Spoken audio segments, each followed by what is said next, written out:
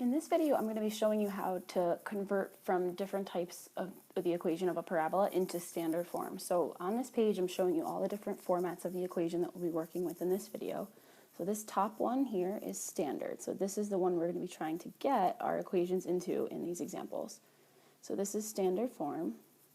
This second one down, this is called vertex form.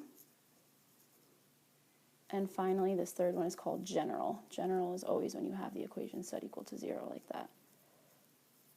Okay, so if you just notice a couple things about standard form, we should always have a number sitting outside the parentheses that have y in them, and then the parentheses that have x in them are always squared. So this is what we're trying to get all of our equations into in these next couple of examples. Okay, so here's an equation that's already in vertex form, and remember what I want to do is I want to get this essentially by itself on the right-hand side. So to start, I'm going to move over this 4.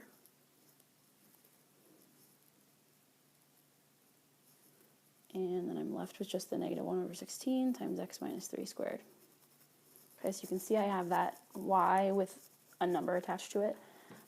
And so right now I just need to get this negative 1/16 out of the way. So I do that by multiplying by the reciprocal. So I'm multiplying by negative 16 on both sides.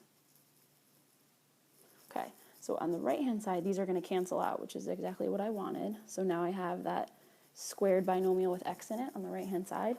On the left, I'm not even going to do any distributing or anything. I'm just going to leave it with the negative 16 on the outside. And now I'm in standard form. And that's it. So that's a pretty easy conversion. Here's an equation that's in general form. It's really still not that bad, but it takes a little bit more time and more steps.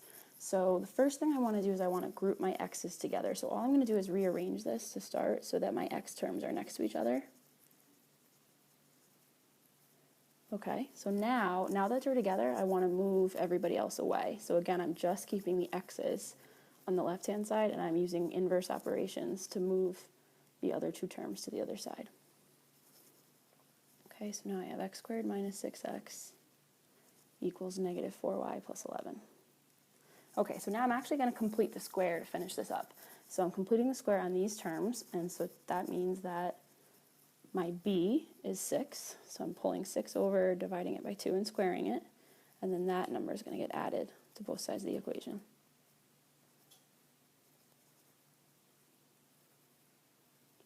Okay, so now from here I really just have to clean this up. So this, as it always does in complete the square, turns into a squared binomial. I made it a 3 because that was the number I got when I divided 6 by 2. And over here I'm just combining like terms, so this is going to be negative 4y plus 20. Okay, so I'm getting closer. You can see I have that squared binomial with x in it alone, and so all I'm going to do now is on the right-hand side, I'm going to factor by pulling out a GCF. So if I pull out negative 4, I'm left with just y, and then 20 divided by negative 4 would leave me with minus 5. So this is standard form. The only thing that looks a little funny is that the x's and the y's are on opposite sides. So if you prefer, you could also write it where you have that piece on the left and this piece on the right. So either of these is okay. This is fine or this is fine. They're just reversed. And that's standard form. And I'm done.